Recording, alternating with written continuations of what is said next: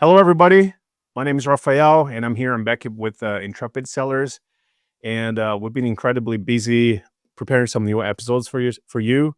And today we have a very special guest. I'm actually very happy to have him here because for a long time, I've been trying to get someone to discuss the vendor central side of Amazon. And today we have here with me Martin. Is it Heubel or Heubel? It's Heubel, yeah, correct. Heubel. I don't want the first pie. That's certainly a first. Awesome. My German class is paid off. Absolutely, absolutely. Martin, I'm very happy to have you in the show. Many thanks for accepting our invitation. And as always, when I start the show, I always ask the guests to introduce themselves and tell us a little bit about what you do. Sure, and thanks, Raphael, for having me on the show. Obviously, it's a pleasure and enlightenment to be here. My name is Martin Heubel. I'm an ex-Amazon vendor manager, category leader, and now turned self-employed Amazon consultant. Worked for Amazon for roughly 5 years in different departments, in the home housewares department, in the German side of the business, before I then took on responsibilities in the snacks and desserts, so food grocery division, with additional responsibilities for their profitability driven projects.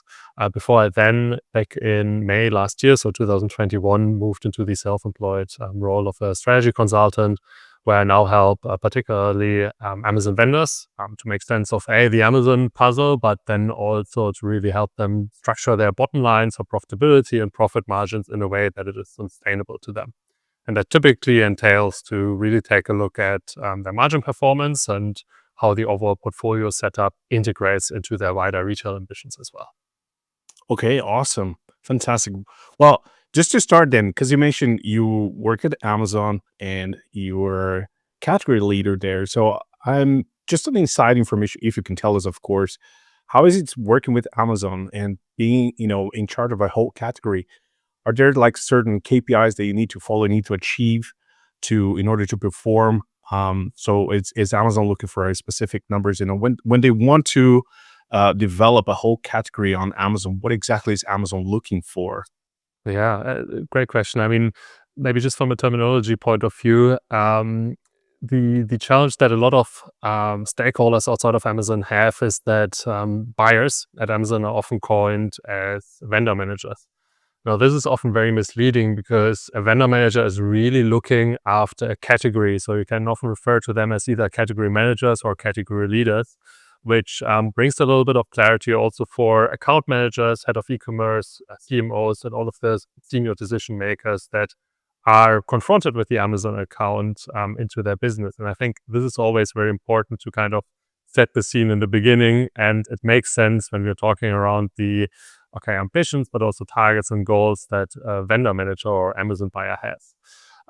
Generally speaking, Amazon is obviously an online marketplace first and a retailer second. Now, why is that important? Because they offer the vast selection possible. They want to really have, for most of the brands that are relevant in a category, the products for end customers available. And they do that by onboarding sellers, but they also do that by onboarding vendors. And while sellers follow really a hands-off-the-wheel approach, you can call it, where they are self-servicing their accounts, vendors typically get the equivalent of a buyer from another retailer in the form of a vendor manager or a category manager.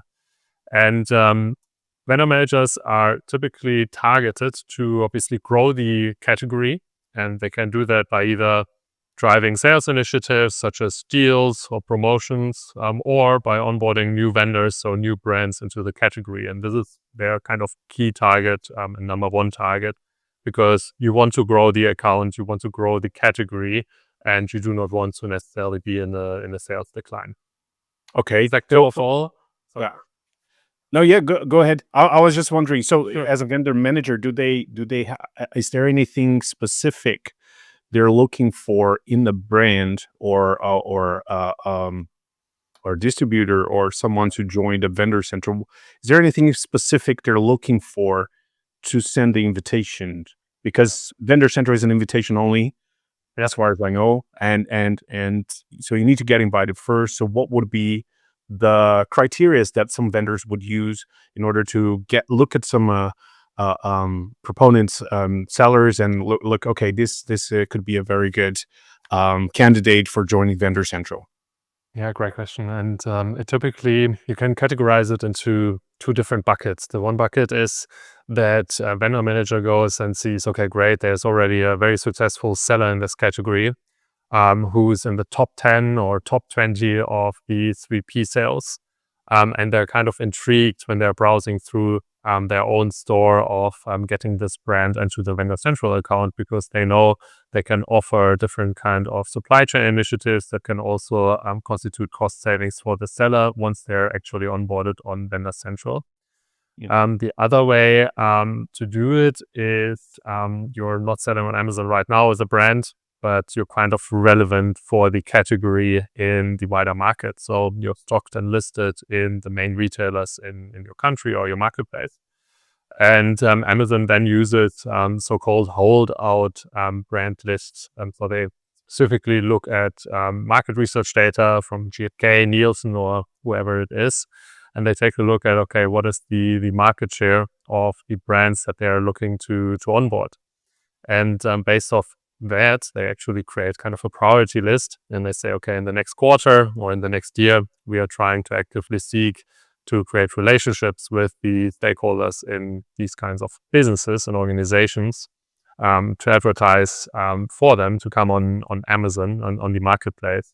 And ideally, they onboard via a vendor central model first, because then they get a direct kind of buyer. They can follow the wholesale model that they're used to when they're working with the more established retailers elsewhere already.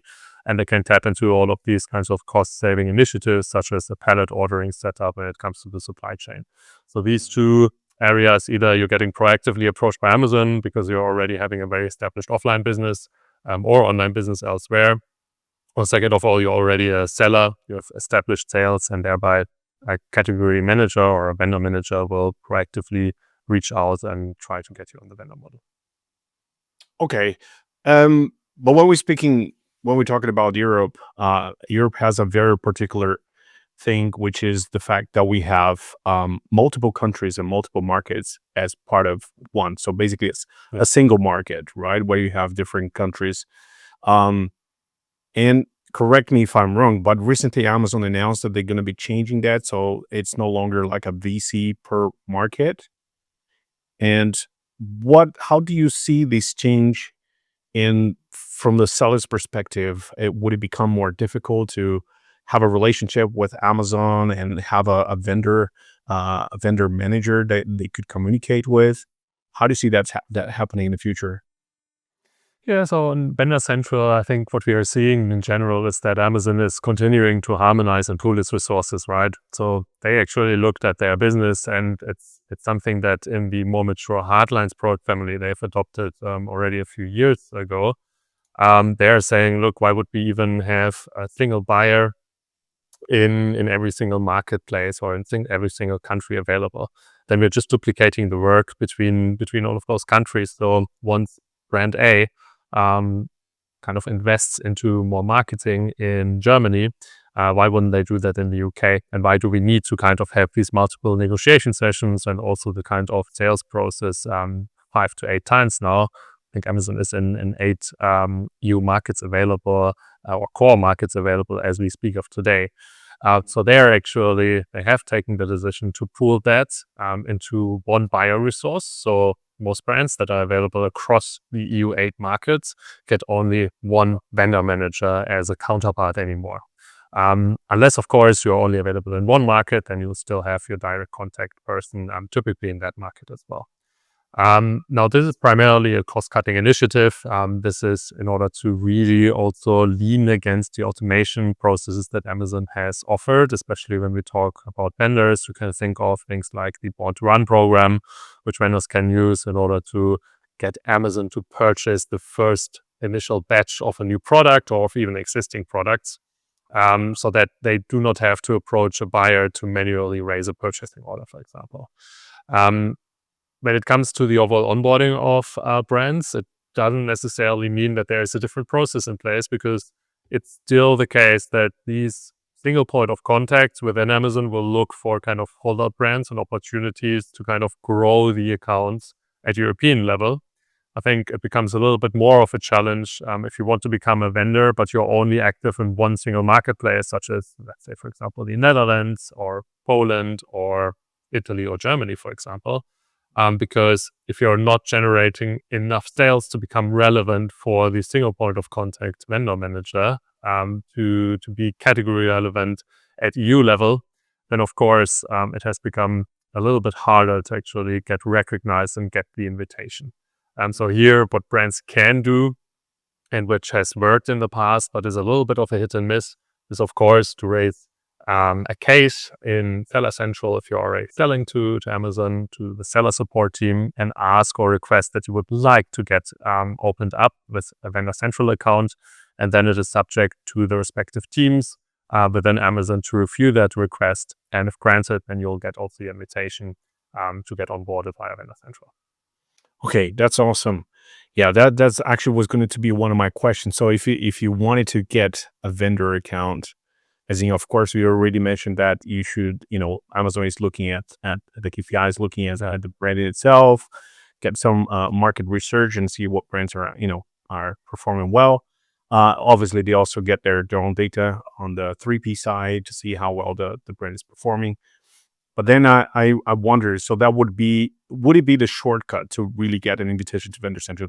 As if, is it mandatory, or would it be the best way? Is it to start on the 3P side on Seller Central and then request it as grow the brand over there, and then request to join the 1P side? Is that what you're saying?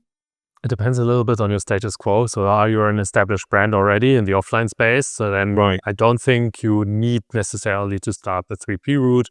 You can also actively seek to have a conversation, for example, with an Amazon-related agency that has existing ties to category buyers in order to kind of get the ball rolling, right?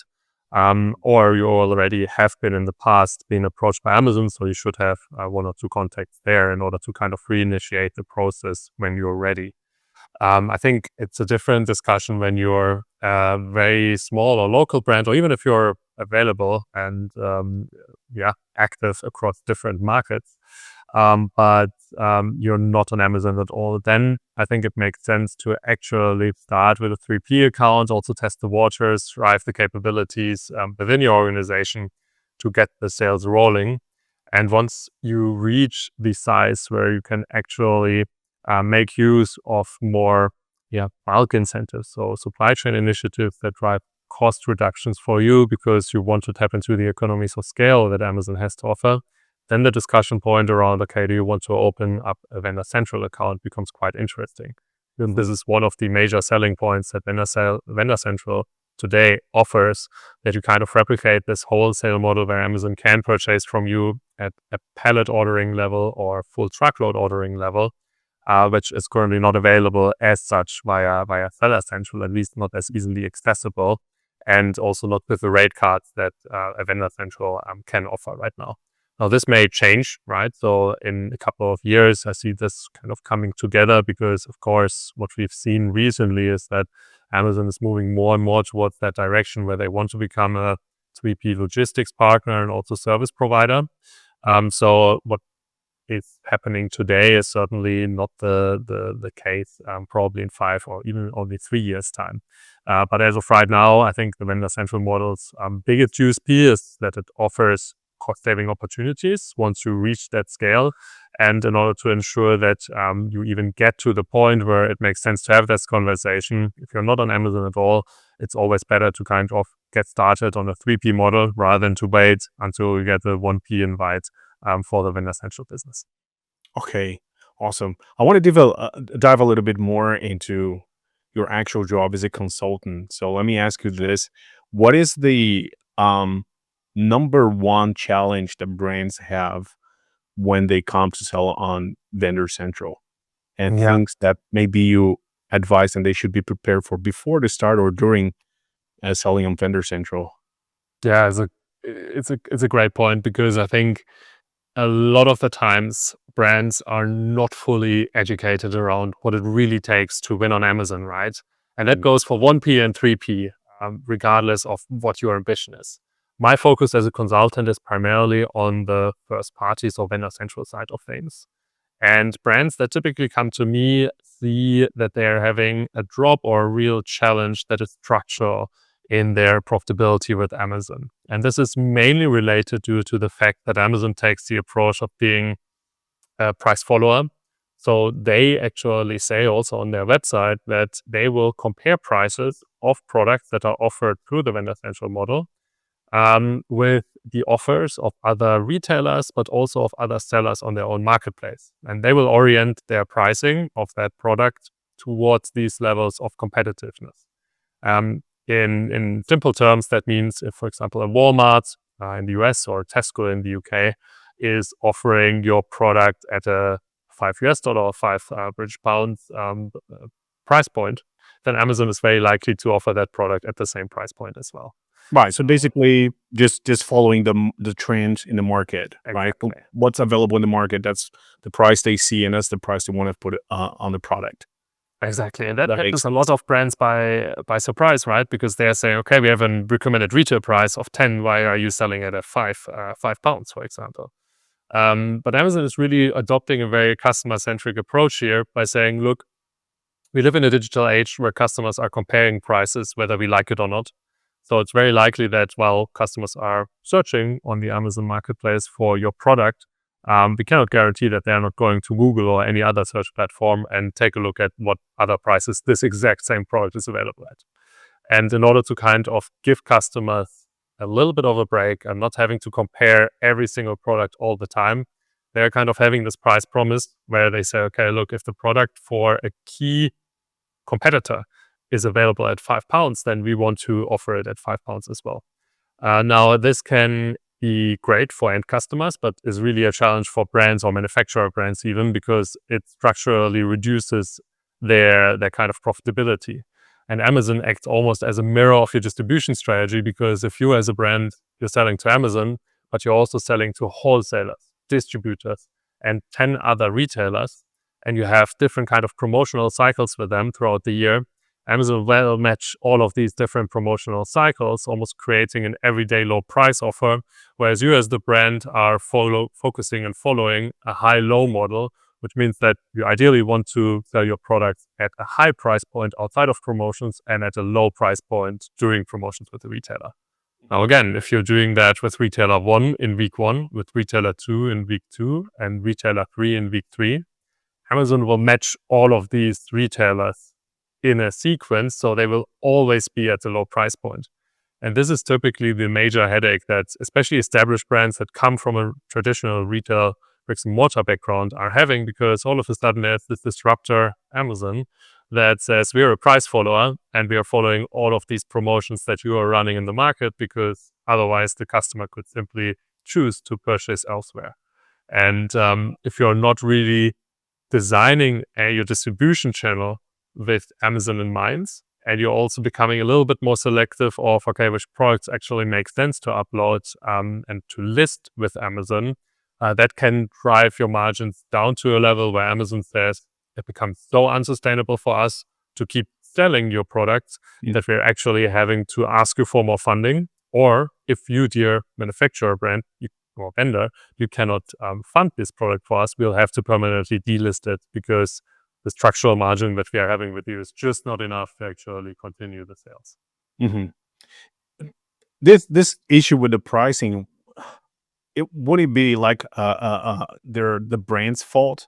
I mean, I don't mean to blame anyone, of course, but it's more in the sense that the brands or manufacturers that haven't really caught up with the online trend yet. It's almost like it's so traditional that if you the most conversations I have had with brand owners, um, the more traditional ones, of course, they're so old school in a way that the whole trading is actually done by phone and calls, so they don't have any online department. They don't have any understanding of um, what Amazon means coming in the market, and the changes that Amazon has applied to the whole to the whole trade, right?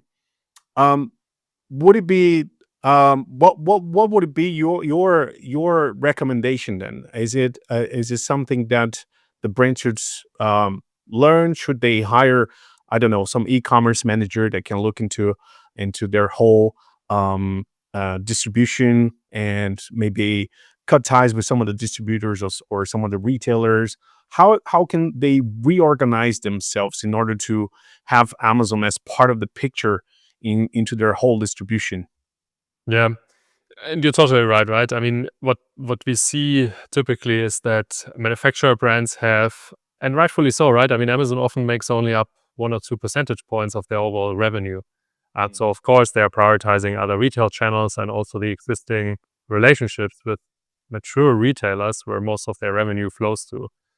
So it's kind of an economical decision of the status quo, which prevents them from really moving to this kind of digital age. But I think the challenge around the bottom line is typically the starting point for a little bit more of a structural change as well to create a better future, so to say, because of course the pandemic has shown to a lot of brands that, hold on a second, actually a lot of the retail stores are closed or shut, whereas now online demand has, yeah, expedited and really accelerated. So we need to do something here. And this is certainly an aha moment where I think a lot of brands have invested more into the resources to actually staff their teams correctly or better than before, especially in the online department. But we still see a gap that, especially support functions such as the finance department, supply chain departments, also legal departments, are often still lagging behind of what it actually takes in order to drive a sustainable bottom line on the Amazon channel when you are a vendor. So typically, a good starting point to really look at driving change when it comes to your margin position is to set up a dedicated Amazon assortment strategy. And what I mean by that is really to take a look at which kind of products should I even list as a brand with Amazon when I have 100 new products in the pipeline. Do I list all of them? Or do I actually look based on my existing portfolio at the kind of product attributes that seem to stick and seem to perform quite well from a sales, but also from a margin performance on Amazon? And these are typically products that have a moderate level of price volatility. So where you know you're not selling them to discounters who will heavily kind of slash prices and RRP levels, and products that come ideally in packaging that is not inflating your costs in your supply chain as well. So when you again are a traditional bricks and mortar seller that primarily serves for this channel, like, you will often have product packaging that is a little bit inflated in size just to appeal to the end customer in that retail store, because you have to kind of convince them to purchase your product on the physical shelf.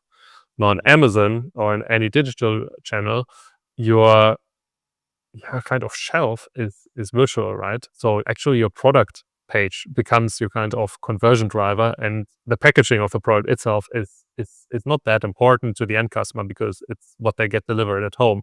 So it doesn't need to be inflated in size. They are happy to get it in a more optimized packaging that has not much excess air in it other than to protect the product itself. And here you come quickly into a discussion where it goes around a selective portfolio access that you're driving to or trying to establish.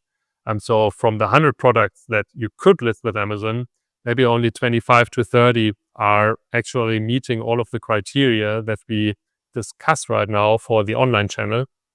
And by uploading these to the Amazon platform and Amazon Marketplace, you increase significantly your chances of also driving a more sustainable bottom line. And because you're not onboarding dilutive products, new products to your mix, you're also elevating the kind of profitability mix in your own or at account level for your own vendor account. And this is something that a lot of brands are still not obsessing enough about, because it entails obviously that you're kind of having certain processes that you're working with together with your finance business partner internally, but also with your product development teams, so that they are not creating more and more packaging that is completely disregarding your growing revenue share in the online channel. Hmm. Yeah, that makes sense. We I was also thinking. in terms of the pricing war. Some brands have actually decided to switch from the 1P to 3P as a way to counter this, this measurements of this imbalance they have on the pricing. But I've seen some posts from you on, I think it was on LinkedIn, and you're you're being very vocal about this. This might not be the right decision for a brand to do that. Can you tell us more a little bit about that? Why do you think that? Sure. Yeah, I mean, I see these conversations happening all the time, right? Where a lot of vendors are saying, okay, the margin pressure is becoming too high. Let's just go through a 3P or FBA model, and then it will be more profitable to us. No, yes and no, right? Of course, I think the key thing that a lot of brands are stumbling upon, especially when they're based in the US, is that Amazon has certain marketplace terms and conditions. The main one that is affecting them in this case is the Amazon Standards for Brands Selling on Amazon policy. And that specifically says that if you're a vendor, Amazon can actually force you to only sell through the vendor model and not necessarily allow you to escape annual terms negotiations, but also low profitability by moving from 1P to 3P. And brands that are doing that often find themselves unable to list new products or even to appear in the buy box because Amazon doesn't want to kind of move the unprofitable sales performance from one P&L in their business to the other, because it doesn't actually address the structural unprofitability that exists, right? If a seller uploads the product at the same price point, even though you're now selling it via 3P, the profitability makes it oftentimes even becoming worse for Amazon, although it becomes a little bit better sometimes for you as a brand. And so, of course, it's kind of a win-lose scenario or even lose-lose scenario that Amazon also says, okay, this cannot happen, this doesn't make sense. And this is the number one false trick that I think a lot of brands are overlooking, that it is addressing the kind of concern on their end, but it doesn't address actually the root cause of why you are unprofitable. Because you're not following a selective distribution setup, you're not being really strict around how to hand out art discounts to your distributors and wholesalers that then drive also friction in the Amazon channel. And this brings me to the next point. Let's say you are successful in selling via 3P, so you're able to open up a 3P account, you come from Vendor Central, and you list your product. Well, the competition of other 3P sellers is not going away if you're not addressing your distribution management. Because if you're giving large discounts to wholesalers and distributors who are sellers themselves, they will compete with you and they will have it deliberately easier once you're becoming a seller, because at least when you're a vendor, you get the kind of protection shield of Amazon's Prime promise to deliver within a 1 or 2 day shipping standard. If you're a 3P seller, you can replicate that by being on FBA, but so are probably also your competition. So they're also an FBA, and all of a sudden it becomes the fight only about price, which again further increases the pressure for you to compete.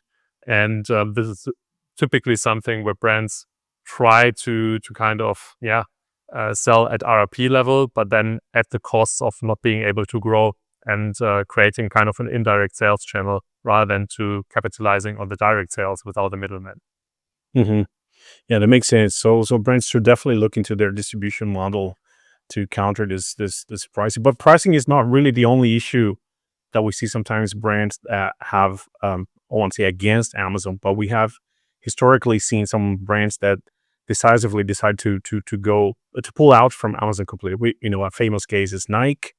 I think here in Europe we have Dyson as well, that they decidedly not don't want to have any deal with Amazon directly. But um, I actually came across, I recently actually came across a brand that they said to me specifically they don't want to get their products on Amazon because of counterfeit, because they don't think it's going to be profitable for them, and they had a number of reasons. But what is your opinion of this? I particularly think it's virtually impossible not to have your brand on Amazon, because even if you decide not to sell directly to Amazon or don't have any relationship directly with Amazon, somehow your products would end up there, right? So what's your opinion about this? What do you think about brands that don't want it to get involved with Amazon at all? Yeah, I see it happening. I think it's a dangerous path to go down with or to, because of course, I mean, as you mentioned, Raphael, right? If you are saying, okay, I'm not willing to be on Amazon, like somebody will upload your product there. And chances are you're directly or indirectly working with this kind of seller or vendor that is actually selling your products instead of yourself as the manufacturing brand. Mhm. Um, the detrimental impact that comes from that and results from that is that you're not able to actually own the touch points that consumers have with your brand on the Amazon marketplace. Because consumers will actually search for your brand if you're relevant enough on Amazon. It is for most of customers the kind of number one product search engine, even before Google search or any other search platform in most of the markets that we are operating in. So this is kind of key to understand, right? Because if somebody else is representing your brand, their chances are that they misrepresent certain aspects of your product. And if a customer complains about a product safety feature or product safety issue, you're not in control of that. You will not even notice, but your reputation as a brand is severely affected by not being on the Amazon marketplace and Yeah. selling your products, at least your top selling line items yourself. Now, of course, nobody says that it is easy to establish your kind of sales rank and also your kind of margin position with Amazon. And this is certainly where you need to kind of understand what are the capability gaps that you have in your organization, and do you fill them yourself or do you kind of engage with third parties in order to close that gap and in order to at least kind of create the first party relationship that you would like to have with your end customers. Or you appoint at least a very good distributor that has extensive knowledge about the Amazon marketplace.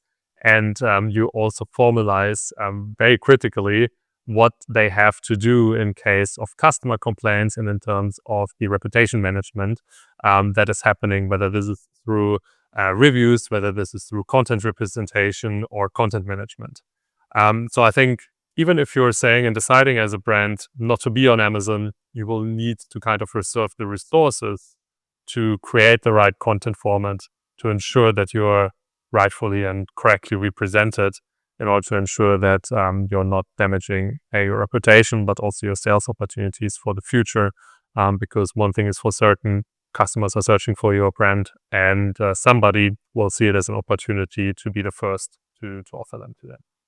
Yeah, I'm happy to hear that we're in agreement with many things here. And in fact, I always said that instead of looking at Amazon as an enemy, try to work with Amazon, try to understand their side of the business, and try to see how this their vision can actually fit with your own vision for your business. This we had a couple of years ago. We had Amazon opening in Sweden. I'm in Denmark, so Sweden is very close to us, and there has been talks that Amazon might be opening in Denmark as well. And I remember those days that people were like, especially retailers, there was this kind of a spread fear all over the news. They're thinking like, shit, man, Amazon is going to come and is going to disrupt all our sales. They're going to take away our customers. They're going to destroy everything. And even in Sweden, there was this certain fear that like Amazon would completely dominate the market. So Amazon opened up in Sweden, and we didn't see that happen. We didn't see this disruption that people were talking about. And like every business that is starting on a new market, they need to nurture their brand. They need to nurture their customers as well. It takes some time, even though Amazon is a big brand. Amazon is not disrupting the market completely yet, because people still need to get used to shifting from other marketplaces or other websites that they're used to buy from to into Amazon. So yes, I definitely think that people should look at Amazon as some kind of partnership, especially from brands. Um, Shifting a little bit of focus, I was telling you because I spoke with some people way before our interview, Yeah, and I asked for some questions that I should be asking here. great. Bring but them on. but I made, like I told you, I made a mistake to not take their names. So I hope they're watching this, and so they'll see that their question. We don't have much time though, but there are two questions at least I'd like you to answer. The first one, let me quickly see here. Yeah, somebody was asking, what would be the steps? Say for example, if you're a vendor in Europe, or a vendor in US and you want to go to the US, what would be the steps to start over there? Do you just open a ticket with Amazon and say that you want to start in the US if you're in Europe or vice versa? What do you recommend in this situation? Yeah, I mean, it's never a bad idea to open up a case, but I think it's also never a bad idea to have clear expectations that that alone will not necessarily result or yield any returns. So I think it's important to kind of reach out to your existing point of contact within Amazon, whether this is a vendor manager or any other kind of contact. Refer the case ID to them and say, look, we're currently actively trying to open up something in the US or in Europe, a vendor central account. Could you help us at least to escalate this ticket internally further? And that works quite well. I mean, they have established ties between the US and Europe and also other marketplaces to kind of refer key brands and core brands that are already selling through a vendor central model to help them to kind of go to open up in new marketplaces wherever possible. Just don't only open up the case and then don't utilize your contacts. It's a little bit of a frictional process, and it's also something that you should do as soon as you decide that you would like, maybe also in the future, to kind of create business elsewhere. So I wouldn't postpone that decision, and also not postpone the thought to put it into action. Like if you can do it as soon as possible, that's always better. And typically it takes very minimal resources to do that. And even if you then have a vendor central account that remains dormant for a few months, that's always better because you're ready to go once you are really ready to go, and you do not have to kind of wait for Amazon to open anything up and being like the bottleneck. Hmm. Typically, what we have seen is some brands, when they want to start in a new market, they find a distributor on that market who is active on Amazon, and then they start selling their products there. Do you think that's also a viable strategy for them? Sure, I think it comes down to your distribution channel strategy, right? So once you're starting with a distributor, of course, they will purchase products in bulk, often from you. And if you're then starting to sell to Amazon directly, they have excess inventory, so they are starting to discount this kind of inventory that they're having to Amazon, which creates at least short term a little bit of friction. So it probably depends on the time horizon that we're talking about. If you're saying, okay, I want to have a distributor who establishes my Amazon presence over the next 2 to 3 years or even longer than that in an overseas market, then perfect. I mean, go ahead. If it's more of a short-term solution, the negative effects that you probably have between phasing them out as kind of an Amazon supplier and you being phased on by Amazon is probably not outweighing the benefits that it has. So I think I would look at the time horizon here, and if it's more of a mid to long term solution, then of course a distributor is great to work with. If it's really short term and you just want to kind of get on as quickly as possible, I would always try to get in with a direct route. Awesome.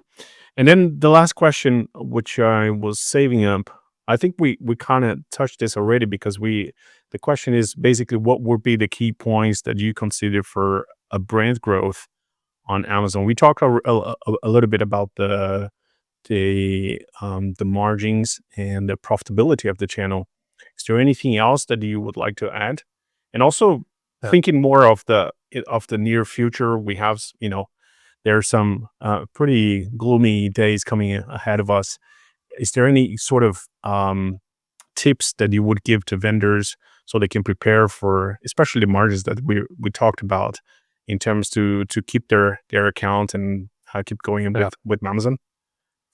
Yeah, I think when it comes to the margin assessment and also the margin sustainability, you need to cluster really your portfolio into what products are driving a profit for you, what products are very dilutive to your business, and which ones are kind of in the neutral spectrum of things. And then once you categorize that, then make sure that you're making also some certainly tough decisions around, do you keep these products? Are they of strategic relevance or brand relevance, brand building relevance for you and your customers? Or are they just kind of the dead end that is not driving any profitability for you as a vendor and even for Amazon as well? because if you're cutting this tail loose, it's often releasing more of the profits because you can focus on the remaining listings that generate kind of a sustainable and healthy margin for you, which you can then either take into your business or reinvest into things like Amazon advertising, and support also your retail discussions when you're kind of in a retail negotiation situation with your vendor manager. But I would take a look at that first. Of course, really become aware of the originating root cause of any unsustainable profitability. Is it short-term driven because you have had excess inventory and you ran a lot of promotions in the market? Then, of course, letting go of that inventory or listing is not necessarily a smart idea because you know it is not a long-term issue.